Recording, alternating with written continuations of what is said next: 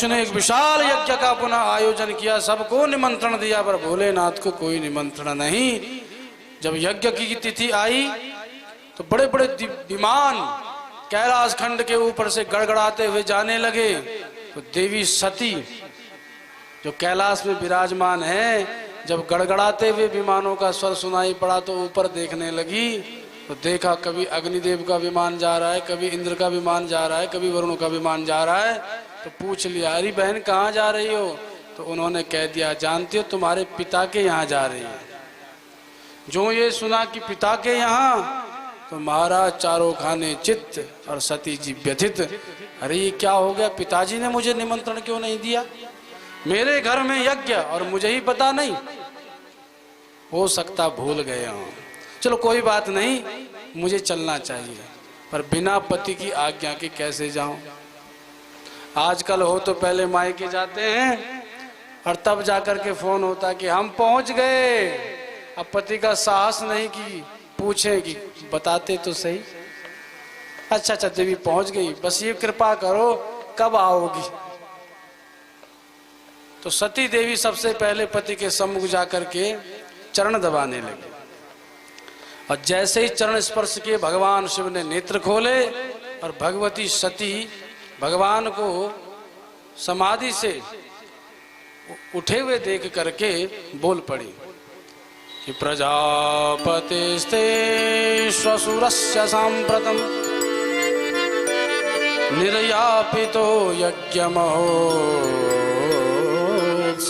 किल वयं च तत्राभिशराम वामते यत्यर्थितानि विबुधा ब्रजन्ति। हे प्रभु, आपसे विनम्र प्रार्थना है, कुछ कहना चाहती हूँ। बोले बाबा बोले, बोलो देवी, इसमें आज्ञा लेने की आवश्यकता क्या है? अब देखो माताएं कितनी चतुर होती हैं, इसी श्लोक से स्पष्ट हो जाता है। अगर काम नहीं बनाना हो तो कहेंगे मेरे पिताजी ऐसे, मेरे पिताजी वैसे, मेरे ऐसे। और अगर मायके जाने का नंबर हो तो तब पति से संबंध जोड़ेंगे। अरे जानते हो आपके ससुर जी का फोन आया था, क्या कह रहे थे? बोले कि जरा पूछना कि भाई बेटी को बुलाना चाहते हैं। तो अब पति से संबंध जोड़ रही हैं ससुर कह करके। तो ऐसे सती जी भी चतुरता दिखाते हुए बोली, प्रजापतेस्ते श्वशुरस्य सांप्रतम। हे भोलेनाथ, आपके ससुर प्रजापति दक्ष ने यज्ञ का आयोजन किया है, उसमें हमको चलना चाहिए।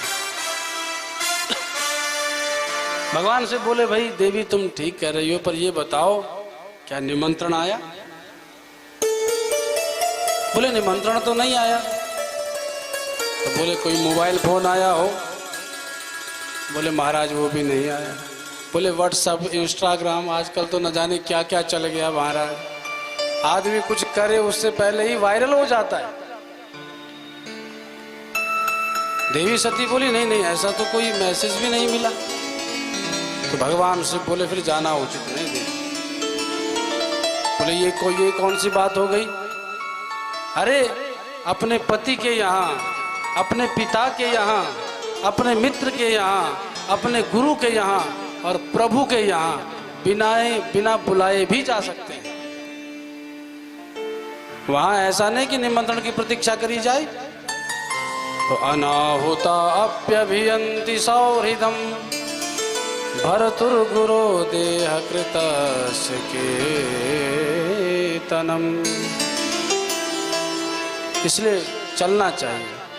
भगवान श्री बोले, देवी आज तक तो हम नहीं बता रहे थे, पर आज तुम्हें एक घटना सुना रहे हैं। आज तुमने वो स्मरण कराया है, वो क्षण जब भरी सभा में दक्ष ने मेरा अपमान किया था। अब भोलेनाथ कैसे हैं, उस घटना को बीते हुए कई समय व्यतीत हो गया, और आज बता रहे हैं जब जिद कर रही हैं सती मैया अपने मायके जाने की। और हमारी वर्तमान स्थिति हो तो अगर ससुराल में जाके पति का जरा भी अपमान हो गया हो, अरे अपमान तो छोड़ो, किसी ने पानी भी नहीं पूछा हो तो घर पे आके सबसे पहले पत्नी पे बरसेगा। बड़ा कहती रहती है मेरे पिता ऐसे, दो कौड़ी का शिष्टाचार नहीं। न अनाप शनाप बोलने लगेंगे। लेकिन भोलेनाथ का उतना बड़ा अपमान हुआ, श्राप तक मिल गया, पर इतने समय तक कुछ सती से बोले ही नहीं। आज बोले पर तब जब सती जी दुराग्रह कर रही हैं जाने को, भगवान से बोले ब्रह्म सभा हम सन दुख माना, ब्रह्म सभा हम सन दुख माना, ते अजहूं करही अपमाना, ते अजहूं करही अपमाना, जो बिनु बोले जाहूं भवानी, जो बिनु बोले जाहूं भवानी, रहूं न सीलु सनेहु न कानी, रहूं न सीलु सनेहु न कानी, जदपि मित्र प्रभु पितु गुरु गेहा, जदपि मित्र प्रभु पितु गुरु गेहा, जाए हूँ बिनु बोले हूँ न संदेहा, जाए हूँ बिनु बोले न संदेहा, तदपि विरोध मान जा कोई, तदपि विरोध मान जा कोई, कहाँ गए कल्याण न होई, कहाँ गए कल्याण न होई, कहाँ गए कल्याण न होई, कहाँ गए कल्याण न होई। तुम्हारे पिता ने ब्रह्मा जी, भगवान नारायण और समस्त देव समाज के मध्य में मुझे अपमानित किया। आज तुम दुराग्रह कर रही हो, इसलिए रोक रहा हूं, मत जाओ। मेरे बिन मैं तो जाऊंगा नहीं, क्योंकि मैं जानता हूं तुम्हारे पिता दक्ष ने जो यज्ञ का आयोजन किया है मुझसे द्वेष प्रदर्शित करने के लिए किया है, ताकि शिव आए और उसका अपमान कर सकूं, इसलिए मैं तो जाऊंगा नहीं। तो मैं कहूंगा तुम भी मत जाओ। तो सती बोली फिर गलती तो आपकी है। अरे उस सभा में सबने प्रणाम किया तो आप भी प्रणाम कर लेते तो क्या बिगड़ जाता। भगवान बोले हम अपने में होते तो प्रणाम करते ना, हमको तो होश ही नहीं रहा कब तुम्हारे पिताजी आ गए। तो बोले गलती तो आपकी है, कम से कम ध्यान पूजा पाठ तो समय देख के किया करो। अरे कहीं किसी प्रोग्राम में जा रहे हो और वहां जाके तुम समाधिस्थ हो गए, ये कौन सी बात। गलती तो आपसे हुई है। भगवान से बोले इनको जाने की जल्दी पड़ी है, सो अपनी जिद पे अड़ी है। बोले देवी हम तो एक ही बात कहेंगे, अगर चली गई तो तुम्हारा कल्याण नहीं होगा। तो देवी सती बोली कौन सा मैं आपकी प्रतीक्षा कर रही हूं, मैं तो जाऊंगी। तो भगवान बोले ठीक है जैसी आपकी इच्छा। अब भगवान ने नेत्र बंद कर दिए।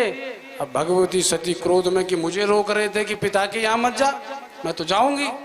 और जैसे ही कैलाश से बाहर निकली तो विचार करने लगी, अरे मेरा भोला भाला पति है, अरे बैठा ही तो था, अब प्रभु का ही तो नाम स्मरण किया था, पर मेरे पिताजी को क्या गर्मी चढ़ गई थी जो इतना अपमान कर दिया।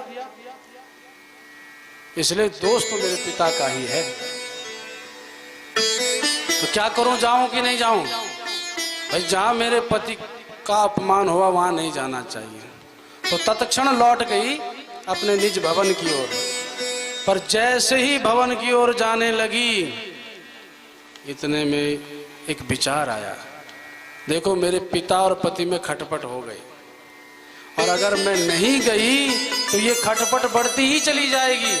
कल को न मैं पिता की यहाँ जा सकूंगी न पति को ले जा सकूंगी। तो अच्छा मौका है भैया, अकेले में तो पिताजी हो सकता क्रोध करें, पर समाज के मध्य में तो क्रोध नहीं करेंगे। मैं चरणों में गिर जाऊंगी और कहूंगी कि मेरे पति का अपमान क्यों किया, तो समाज में थोड़े कुछ अनाप शनाप बोलेंगे। इसलिए जाना चाहिए। तो कभी बाहर जाती हैं, कभी भीतर जाती हैं, अंत में विचार करती जाना ही चाहिए, तभी पिता और पति का मिलन होगा। अब भगवान नेत्र तो बंद किए पर जानते हैं कि सती अभी गई नहीं, पर भगवान ने तत्क्षण नेत्र खोले हल्के से। प्रायः भोलेनाथ को आपने समाधि में देखा होगा, चित्र में भगवान शिव के नेत्र कभी पूरे बंद नहीं रहते, हल्के से खुले हैं, मानो संसार को भी देख रहे हैं और भीतर अपने जगन्नाथ को भी देख रहे हैं। तो भगवान ने देखा सती जी तो चली ही गई, तो नंदी भृंगी श्रृंगी आदि को भेज दिया, जाओ माता के साथ उनकी रक्षा करना, पर हाँ उनके वस्त्रों को भी लेकर के जाओ, क्योंकि भगवान जानते हैं कि अगर अपमान वहां मेरा हुआ सह नहीं पाएंगी, कुछ ना कुछ अकल्याण अवश्य घटेगा।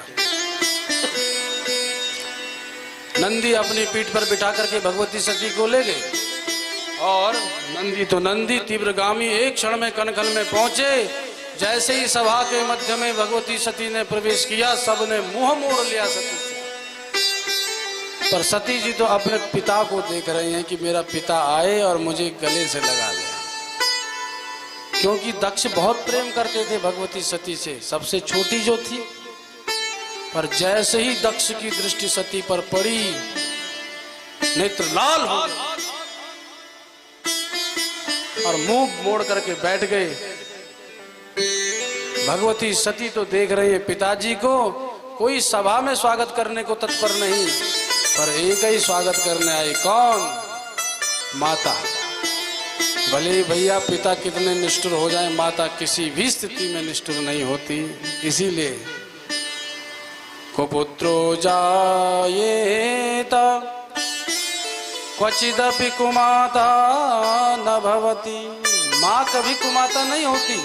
इसीलिए बिना विचारे बिना पति के क्रोध की चिंता किए सादर भले ही मिली एक माता, सादर भले ही मिली एक माता, भगिनी मिली बहुत मुस्काता,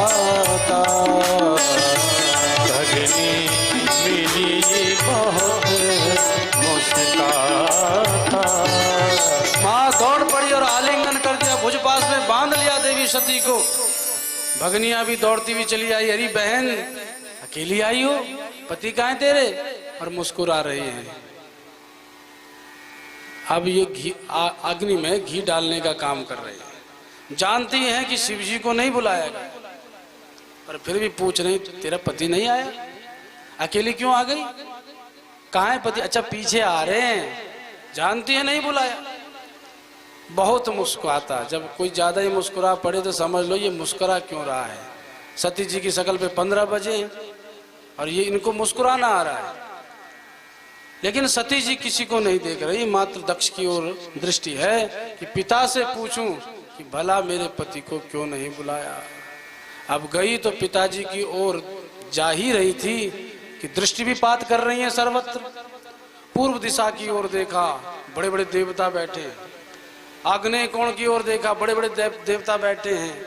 दक्षिण दिशा की ओर देखा, बड़े बड़े देवता बैठे हैं। समस्त दिशाओं पर विदिशाओं की ओर दृष्टिपात किया, सब जगह सिंहासन लगे हैं और देव वृंद विराजमान हैं। पर जैसे ही ईशान कोण की ओर दृष्टि गई, जो उत्तर और पूर्व के मध्य में था, वहां न कोई आसन न कोई सिंहासन। अब सती समझ गई, अरुद्र भागम तमवेक्ष चाध्वर्म पित्रा च देवे कृत हेलनम विभो अनादृता यज्ञ सदस्यधीश्वरी चकोपलोका निवधक्षति। जैसे ही देखा कोई सिंहासन नहीं, कोई आसन नहीं, समझ गई वास्तव मेरे पति सही कह रहे थे कि ये जो यज्ञ प्रपंच रचा है मेरे पिता ने, सब मेरे पति का अपमान करने के लिए। क्रोध पूर्वक दक्ष को देखने लगी, मानो अभी जला करके भस्म कर देंगी दक्ष को। देवताओं की ओर क्रोध पूर्वक देख रही हैं कि जब भोलेनाथ नहीं आए, जब जहां महादेव ही नहीं वहां देवताओं का क्या काम। क्रोध पूर्वक देख रही हैं कि सबको भस्म कर दूंगी। चुकोप लोका निवधक्षति रुषा, अरे उस यज्ञ को तो छोड़ो, मैं लोगों को भस्म कर दूंगी, ऐसे क्रोध से देखने लगी। और जब क्रोध पूर्वक देखा तो दक्ष ने भी देखा ये क्रोध पूर्वक देख रही है, सो तब बोल पड़े, ये क्रोध पूर्वक क्यों देख रही है, तुझे किसने बुलाया? तो तब सती बोली, पिताजी आपने मेरे पति का अपमान क्यों किया? तो बोले, वो अपमान के ही योग्य है, उसमें पवित्रता है ही क्या? इसलिए तो यज्ञ तो पवित्र कर्म है, और ऐसे कर्म में उस अपवित्र व्यक्ति को बुला करके मैं अपना पवित्र यज्ञ अपवित्र क्यों करूं? अरे वो कपाली है, भूत प्रेतों के साथ में रहने वाला है, नंग धड़ंग रहने वाला है, शिष्टाचार का होश है, ऐसे भूत प्रेतों के भूतनाथ को हम भला क्यों आमंत्रित करें? ऐसी ऐसी बातें कहने लगा। सती ने तो कान बंद कर दिए। बोले, हे दक्ष, मेरे पति का अपमान करता है, जानता है शिव कौन है? किम शिवाक्षम शिवम न विदुस्तदन्ने ब्रह्मादयस्तवकीर्य जटा शमशाने तन्मूल भस्मन्रिकपाल्य वशत पिशाचे ये मूर्धभिर्दधति तच्चरणावसृष्टम्।